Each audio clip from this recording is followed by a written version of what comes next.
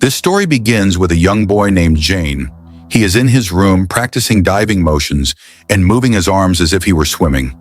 His mother, Anna, asks him why he's doing that instead of getting some deep rest.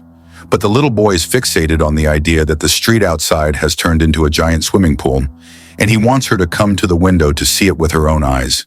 Anna asks him, please, to stop wearing those plastic goggles. According to her, they make him look very strange and even creep her out a little. For that reason, she rushes him to get up, as he has to go to school, while she needs to get ready to leave for work. Anna seriously tells him not to forget to take his medicine right after breakfast, because she might forget to remind him due to the exhaustion and pressure she feels from her job every day. As they talk, Jane asks for permission to draw on the electronic tablet she always carries for office work. Anna asks why he always wants to use that digital device instead of his own paper notebooks. Jane, with a very sweet and tender voice, explains that if he draws in a notebook, she never takes the time to look at his creations. Just then, her phone rings. It's her mother, who tells her that it is also raining excessively where she lives.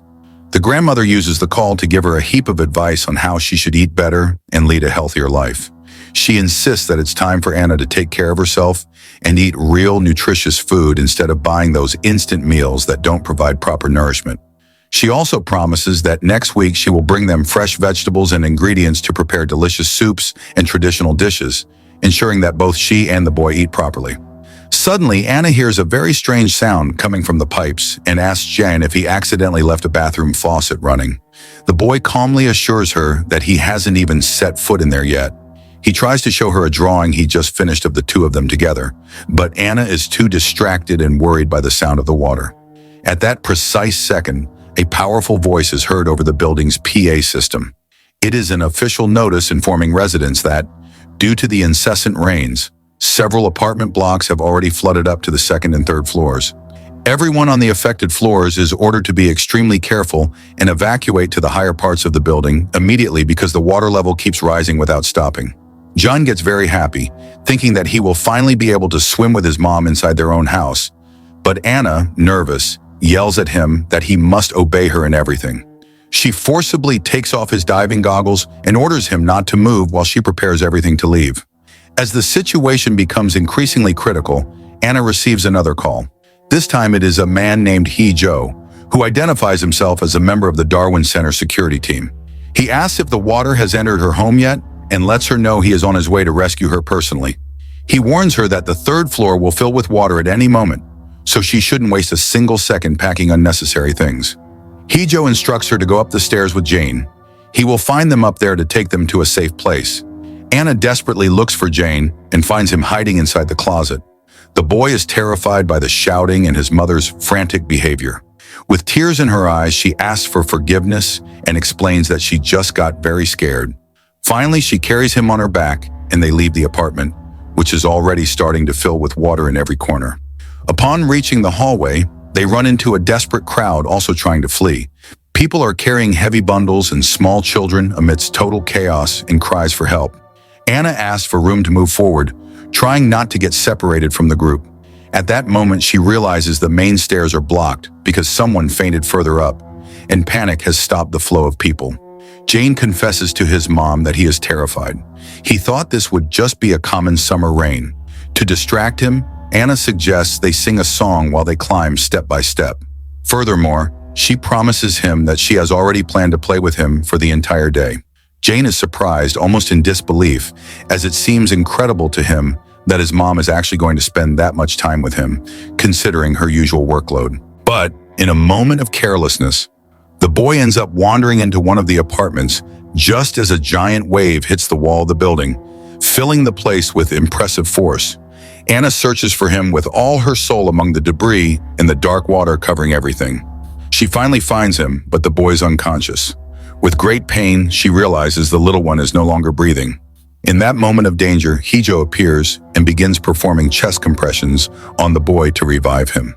After several attempts, Jane manages to cough up the water, wakes up, and breaks down crying loudly. Joe takes out a recorder and logs a message confirming the survival of researcher Anna and Jane, stating they are leaving immediately. Anna, exhausted, asks Joe if he can carry her son up the stairs, to which he agrees. As they walk, Jane confesses between sobs that he thought she had abandoned him and had gone into one of the houses like the others. Anna calms him, assuring him she would never go anywhere without him. The boy tells her that when the water started coming in, he remembered what happened before, when his car fell into a river and his dad gave one. Anna interrupts him gently, asking if he wants to sing again, but Jane says he can't because his heart feels bad. So Anna promises to sing to him herself.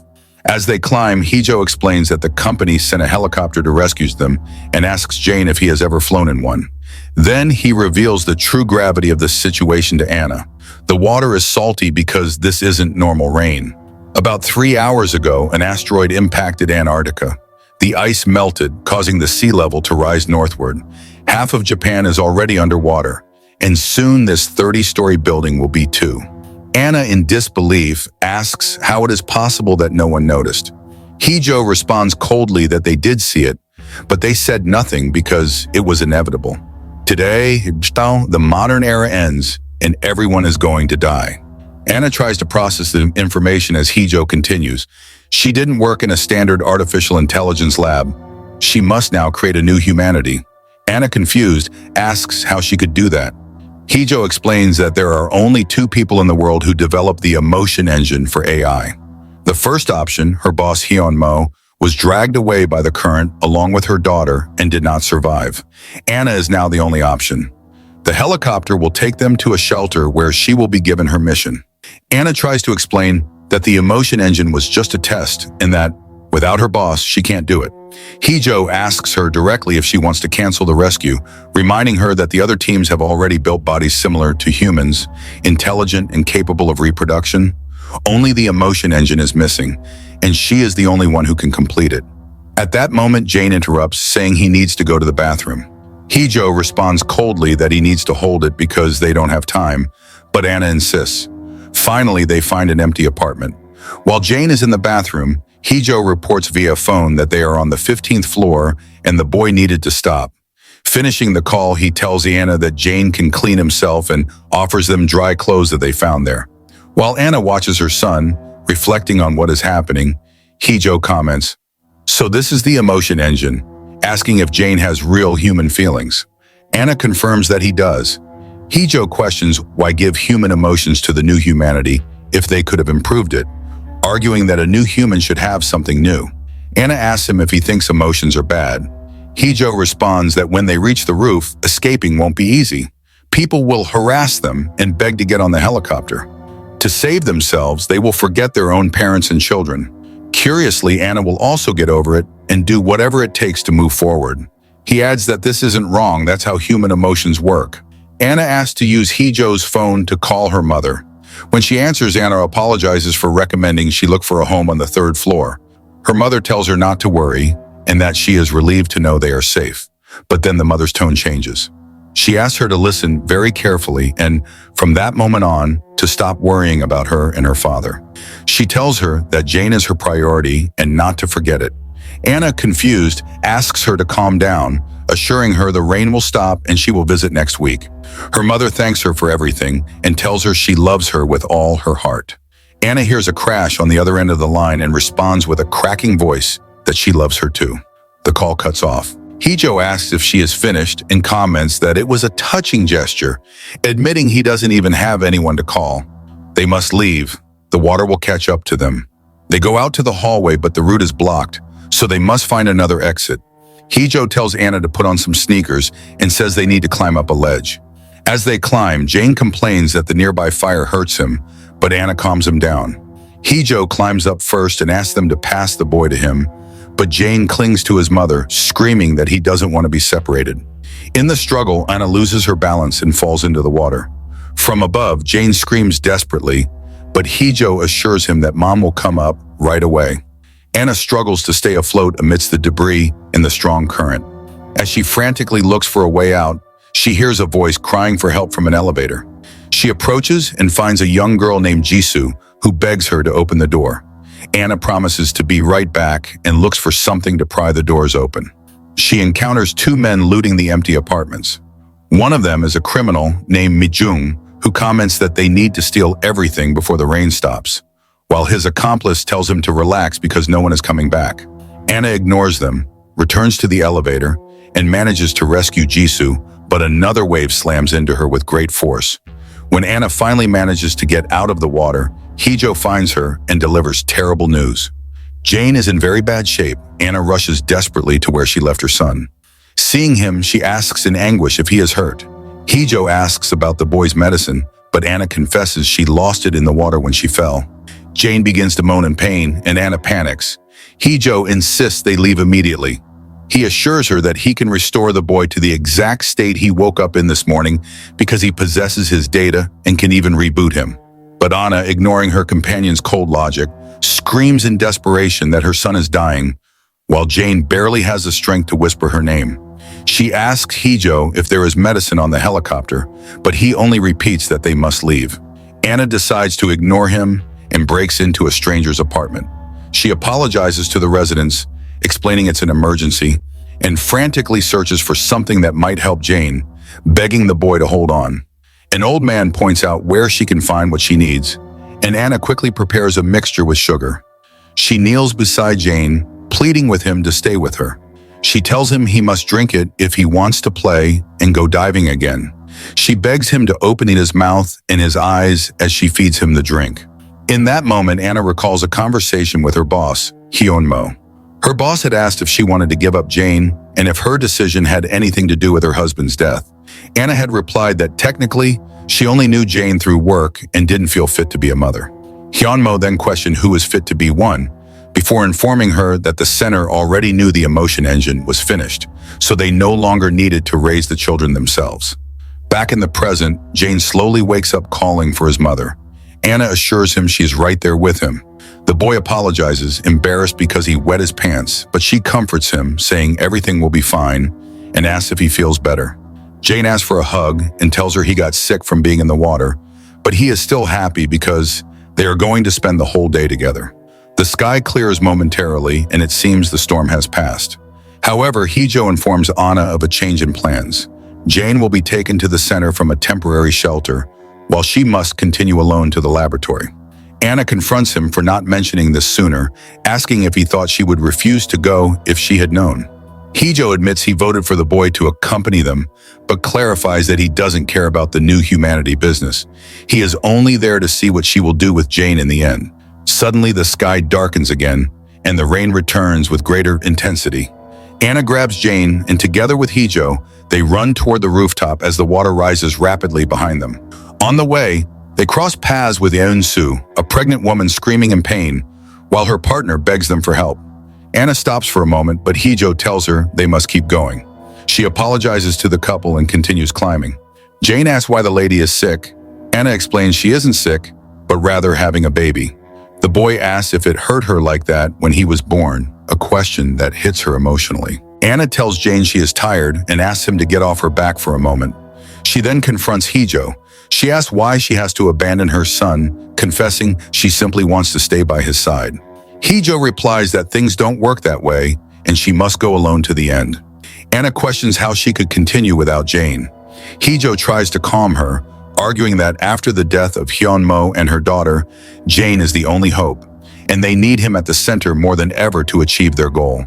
Anna insists there must be some mistake. Finally, they reach the rooftop, where several security men are waiting. One of them records an official message stating that the Darwin Center, a UN institution, is committed to preventing human extinction. They announce that researcher Anna has been designated as one of 49 special researchers and will go to the laboratory to complete the emotion engine immediately. The guards grab Jane and forcibly separate him from his mother. They shave the boy's head and prepare instruments to extract his data.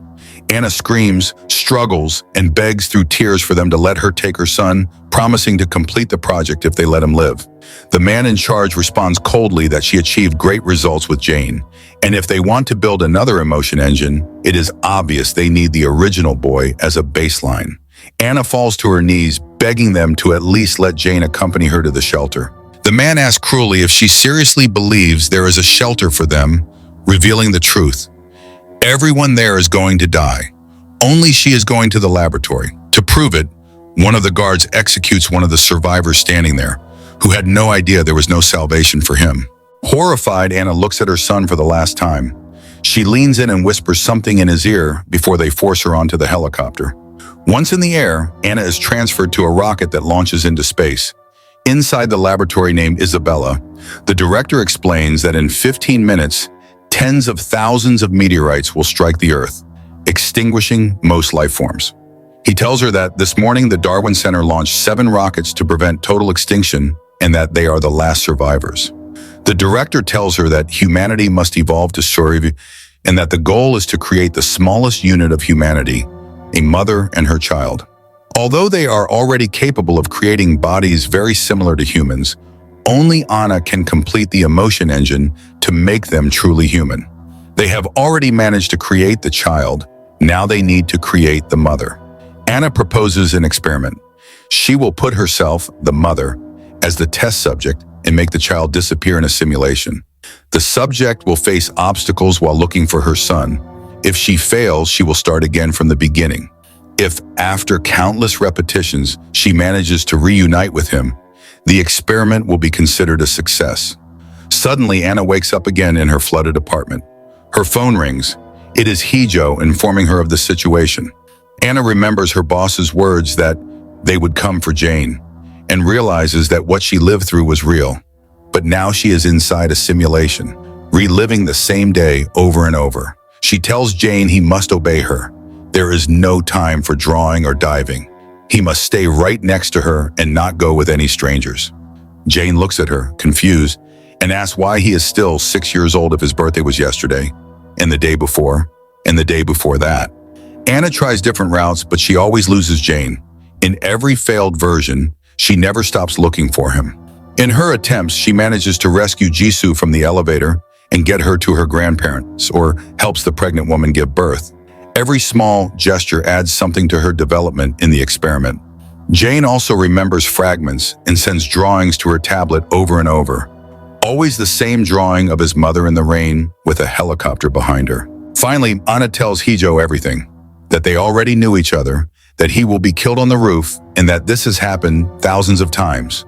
At first, he doesn't believe her, but something in his memory awakens, and he decides to help her. Together, they fight the guards. Anna discovers that Jane always hides in a closet when he is scared, so she goes up to the top floor, convinced she will find him there. In version number 21,499, Anna reaches the rooftop chased by the guards. A giant wave bursts in and frees her at the last moment. She runs to a closet and opens it. Jane is there, unconscious. She gives him the juice she had prepared and, in tears, apologizes for having abandoned him so many times and for not looking at his drawings. She tells him he will probably forget all this. But Jane opens his eyes and replies that she never abandoned him, that she told him to wait and not go anywhere. He reminds her that time, long ago, in reality, she promised to return and asked him to wait hidden in that rooftop closet. Anna finally remembers what she whispered in his ear before being separated from him in the real world. Hide in the rooftop closet. Mommy will come find you there. The experiment is complete. Anna recovers her real memories. She remembers how 5 years ago she proposed creating a baby with real thoughts and feelings. She raised Jane as her own son, fed him, bathed him, taught him to speak, and one day he called her mom. She lived happily with him and her husband Gawan until an accident took them away. The simulation ends, and Anna wakes up on the spaceship with Jane in her arms. They look out the window and see that the Earth is not completely dead. Part of the planet is still green. Other shuttles are descending toward the surface. A new humanity is about to begin. Jane asks if they are going to that place with Mom, and she tells him to go ahead. The boy asks if they can go diving together and starts counting. 1, 2, 3, 4, 5. And now continues 6, 7, 8, 9, end.